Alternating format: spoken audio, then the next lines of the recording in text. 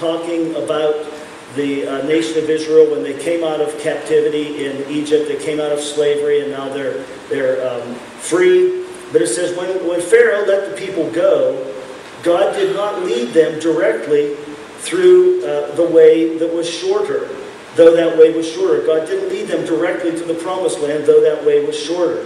For God said, if they face war, they might change their minds and return to Egypt. See, God knew they weren't ready to face the battles that were ahead. Even though the dream was to establish this nation in the promised land, God knew He could look into their hearts and He could see that they weren't ready. And so He's preserving, in this case, the nation, so that at a later time He can raise up another generation that will be ready to actually go in and receive the promise that God has for them. But when we experience delays, one of the things that could be happening is, it could be that God is saying, you're not ready for that yet. If I let you move into that right now, you not being ready for it, it'll overwhelm you, you'll crash and burn, and then you'll never get there. You'll back off and you'll never go that direction again.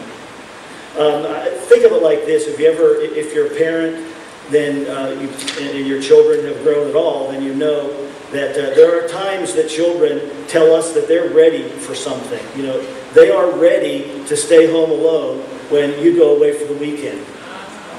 You know, they'll argue convincingly for that, but as a wise parent, you say, yeah, I hear you, but I don't think you're ready. I don't think you're ready for that yet. You're only 7 years old. I think that or maybe in some cases you're 17, but you're still not ready.